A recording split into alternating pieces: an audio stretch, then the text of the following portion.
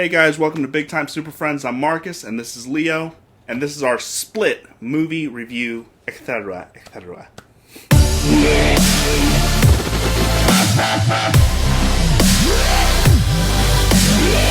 Alright, Leo, what are your first... I've seen this movie twice now. This is Leo's first time. We had to talk about it. I've been wanting to talk about this for about a week now, but since this is your first time seeing it, what do you think? Well, I was really looking forward to it. I'm still a big fan of Shyamalan. I know he's had a few misses. I don't think they're as bad as everyone says. But I did have an apprehension about maybe this being a miss, but maybe it not being... going back to his original form. It kind of sucks because Shyamalan has this reputation of not being great, and I'm kind of guilty of this myself. Like, when I knew I wanted to see the movie, and then I realized it's Shyamalan, and I'm just like, I don't know if I want to see the movie anymore. I had that initial, like, oh, I don't know Initially, about this. maybe I did too, yeah. Going into this is... I'll tell you this straight out, before I get into any plots or anything like that. This is Shyamalan, I think, returning to form a little bit. It's like, when it comes to Shyamalan, he had Sixth Sense, he had Unbreakable, he had Signs. He had Rocky 2, you know what I mean? And then he had Rocky 3. The Happening, Avatar, and that one other movie that you were talking about. Devil? No, the one before that. The Visit? No, before that. Something in the water or something. Oh, Lady in the Water. Lady in the Water. Yeah. So he had 3 hits, 3 misses back to back, and then he started slowly returning to form by going with The Visit, The Village. Which I missed. I didn't see that. And now this. So, just the plot of this movie is pretty straightforward. James McAvoy plays this guy that has multiple personalities. DID is what they call it? DID, yeah. And he kidnaps 3 girls and is essentially holding them hostage. Yeah, you don't know where it is. It looks like he's maybe done this before. And you don't know what he's going to do, really. There's no indication either. Yeah, I mean, he'll give you hints and clues here and there. Like, he'll say things like, oh, you're perfect for the feeding, or just wait for the feeding, or something like that. And it's like, you're kind of... Shyamalan is trusting the audience not to ask too many questions or get bored. Luckily for me, though, and everyone in the audience, from what I gathered, I was... The first time I watched it anyway, I was at the edge of my seat. Well, I mean, I was personally kind of waiting for the twist almost the whole time. I was anticipating it for sure. So, before by the way, before we go any further, this is not going to be filled with alternative facts. This is going to be straight spoiler, straight factual shit. So if you haven't seen the movie, put this on your favorites or watch later list, and then come back to it after you watch it. Save for later. Because we will be revealing a lot of things that you just are going to hate us for.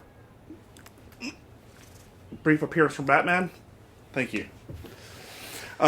Now, plot aside, he kidnaps these 3 girls. Now, what do you think of James McAvoy's just performance? Okay, this movie... I had mixed feelings about it. I mean, McAvoy's amazing in this movie. First of all, I've already liked him as Professor X, okay? So... I came into this movie with the bald head thinking, okay, I'm going to see a similar performance because there's some depth to Professor X. Anyway, I digress. So this movie, I was actually looking forward to different performances, and you get a lot of that, man. Tons. It's. I don't know if it's his best work. I mean, I missed Wanted, and that was apparently Wanted was okay. If you want to see a performance from James McAvoy, you should also see him in a movie called Filth, where he plays kind of a cop / prostitute. It's a good acting role for him. But as far as... But this movie, it just had this... I mean, I really want to know more about the character in this movie. Sure, and the characters that you did see are very interesting. We got Hedwig, the 9-year-old boy, and I think he's my favorite character. Personally, we have Dennis, the clean freak. You almost want to write off that character for sure, the Hedwig, but it kind of it brings the movie along. Sure, and progresses it. And we got Dennis, the OCD clean freak, right? We got Patricia. Barry's the designer, I think. Barry's the designer, kind of the artist. Yeah. We got the main person or what would you call it? The prime person, prime persona. Is his name is Keith. Kevin. Or Kevin. Kevin. I'm sorry.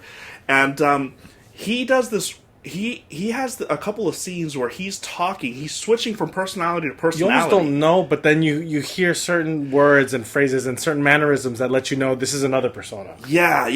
Especially, I noticed it on the second viewing where when he would switch to his female persona, Patricia, his shoulders would like go down and he would elongate his neck. Right. And it worked. Like for me, like I bought it. Like you could see the change, and honestly, there are certain scenes where these girls are in trouble, and they're fighting with this guy, and he's switching personalities right then and there on the fly.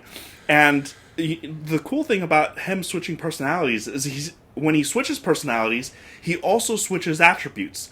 Right, he switches clothes. He switches Something clothes. Will kind of tell you that his voice is completely different, clearly. But when he switches to like the 9-year-old boy, he has the strength of a 9-year-old boy. Right. It reminds me of the scene where he's trying to break down the door. Oh yeah, and he can't push, and then another personality comes in to help him. That is, and by the way, guys, James McAvoy had 1 month to prepare for this role before shooting the role. I didn't know this, so this is even more amazing because it was crazy, and it looked well rehearsed. Yes, and especially the one scene with all the personalities coming in and out, like he would just get this little hesitation, this tightening of the body, and then this next personality would come in with a different voice, and then he would use words where it would switch in between words, and it was a great scene. It was insane, and there was this one scene where he's talking to this psychiatrist. Is she a psychiatrist? I would say she's a psychiatrist, but probably a little more specialized. She deals with personality disorders. So there's this one scene that I was so impressed by. There's this character, his name is Dennis, pretending to be Barry, talking to the psychiatrist, and the psychiatrist notices, hey, wait a second, I'm not talking to Barry here. Right, because there's little cues, like he has OCD, so he starts moving things in order repositioning shit. That's right. He's giving his personality traits away. In front of you can't. He pretty much gave away his persona. He didn't fool the psychiatrist. Anyways, so the psychiatrist pretty much confronts him, asks him, "Who the hell am I talking to?" Essentially, and you can see the transformation from one character, from Dennis, I think Dennis, to Barry actually. Yeah, so he went from tearing, watery eyes to very serious and very. In that moment, I think Kevin came out for a second and was. You think? I think so, man. Because then it switched gears to the person that was. I may have to watch it a third time. Was taking over. It was in charge, if you will. I almost wanted to say it's between Dennis and.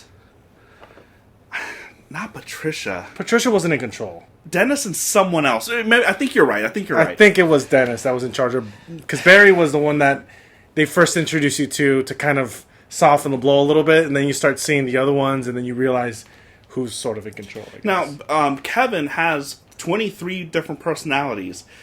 The 24th is the one that's kind of in question. That the 24th personality is the one that they're hinting and teasing the entire time, and the 24th personality is what they call what a couple of his personalities call the Beast. They refer to it. They refer to it as the Beast. And at first, I didn't think this thing would actually happen where he would transform. Yeah, I had a question about that too before it happens. By the way, the transformation isn't like he's all like Teen Wolf. You know, what I mean? It's all practical and it's very minimal. Yeah, he's bare chested. He's a little more ripped. Right. You can see the veins, he's kind of like like Bane style, a little bit. Like he's on the roids or something. Yeah, and he didn't have. He's climbing through walls and shit. He's like. That part was crazy. Yeah, and I didn't expect that. I thought it was a lie. Yeah, and there's a lot of... oh, by the way, I mean, we're talking all James McAvoy here. Just him alone. He really does steal the show, honestly. But let's talk about the main actress. Okay, well, the main hostage. That's the other thing about the story is there's almost two stories being told parallel. You're seeing a story being told in the past, which is the. Would you say she's the protagonist in the story, or would the antagonist is McAvoy? Yeah, I mean, because she takes kind of precedence in most of the story, and then it kind of there's a combination of both, and you kind of see where they kind of have similarities. There's this. So the main actress here, when she first came onto the scene, I just thought to myself, she is the most calm and collected out of all three. Right? She has her shit together. I mean, she's an emotional wreck. She is, but somehow she knows what not to do. I was like, okay, they're gonna get raped for sure. That's my first initial reaction. Initially, yeah. And then the characters kind of start telling you there's something else that's going to happen. You don't really know what's going to happen. I mean, we're preparing you for the feeding, right? What the fuck Which is like, what is that? Yeah. So you learn as the film goes on through the flashbacks of why she does handle the pressures of that situation a little bit better than the other two girls. And why she's a little weird, because they kind of play her as this weird person. Outcast, kind of socially awkward. She does weird shit, basically. Yeah. Right. But she's actually, I was so impressed by her performance. She wasn't an overactor. She didn't overact. She had just enough emotion where I bought it. So unlike the other two, well, she almost was like the psychiatrist, where she kind of felt that there was something going on, but she kept her cool and pretended to be okay, so she could kind of go along for the ride and figure out what's going to happen, and it kind of worked out in her favor. It did. The one thing that was, by the way, this is all leading to he kidnaps 3 girls because his 24th personality, the Beast, is going to eat them. Now, Spoiler alert. Now, I know that sounds kind of silly on paper, right? I mean, if I were to try to pitch that to you, you may think that is a horrible movie idea. But it works here. For some oddball reason, it just works. It does. And I think it has a lot to do with where the location is, where he's keeping them captive. I mean, you don't, and that's another cool thing is the camera angles don't show you where he brought them to, and the psychiatrist pays a visit to that location, and even then, I thought it was like a mansion or something because of the big gates in the beginning. They just don't, and you can clearly see the city from the distance. One of the final scenes when he leaves the compound, let's call it, he runs into the city, and then you see it's clearly the New York skyline. From somewhere else. Do you think, by the way, this Beast personality, do you think he developed that because he works in a zoo? And he works with beasts, per se? I don't even know what's the twist. Is that the twist? So so here's the twist, guys. This whole movie takes place in the New York Zoo. No. No. It is a New York Zoo, though. It is a New York Zoo. But this film takes place in the Unbreakable universe. Oh, right. That's the twist. So, at the end, you get Bruce Willis making a cameo appearance. It's pretty cool. Mentioning Glass. A character named Glass. We haven't seen the movie Indestructible. It's on, or we're going to see it probably within a week or two. I skipped that one. I would not watch it. No, I skipped it originally because... I thought you said I would skip that one. Chronologically, I skipped that movie. I saw Sixth Sense, and then I went right to Signs. Yeah.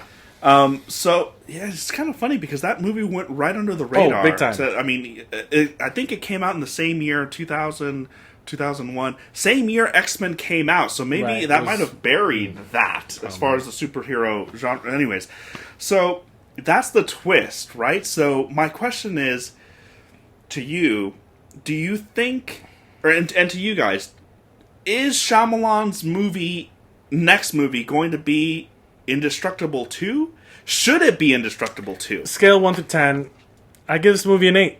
Fuck, I thought you were going to go a little higher than that. No, it's a solid 8. First time I saw it, I gave it a straight 10 out of 10. I was so pumped. I was excited that Shyamalan back to returning form. a little bit back to form, you know? Because he's had so much shit thrown at him for so long, for so many years. Yeah, he's got a lot of shit. I mean, I'm not going to forget Airbender. I like that. I liked it personally. What? I liked it. He's the only man in the world that liked it. No, well, actually, Megan might be the only one. And I'm not going to forget The Happening with the fucking trees. Which I'm not going to watch, honestly. But you know what? I judge every director on it based on its own film, and I give credit where credit is due. So I don't judge this movie because of he's the guy that did The Happening. You're gonna give him that rating? Oh, that's I don't pussyfoot around. I'm gonna give this a 9 out of 10. The second viewing, I think it's definitely a Blu-ray buy, and for sure. It's definitely worth multiple watches. I was learning, and I spotted new things that I didn't see the first time around. So, for sure, 9 out of 10. It's a good movie. I think there's a lot of misdirection, and that kind of helps the movie in a lot of ways. And watch out for I don't know if I mentioned this, but you're gonna whoever decides to watch this movie, I think you're gonna love the dance scene from Hedwig. The 9-year-old boy. It's incredible. Anyways, guys, if you like this content, please like, share, and subscribe, and we will be back with movie reviews of every single Best Picture nominee soon. Bye.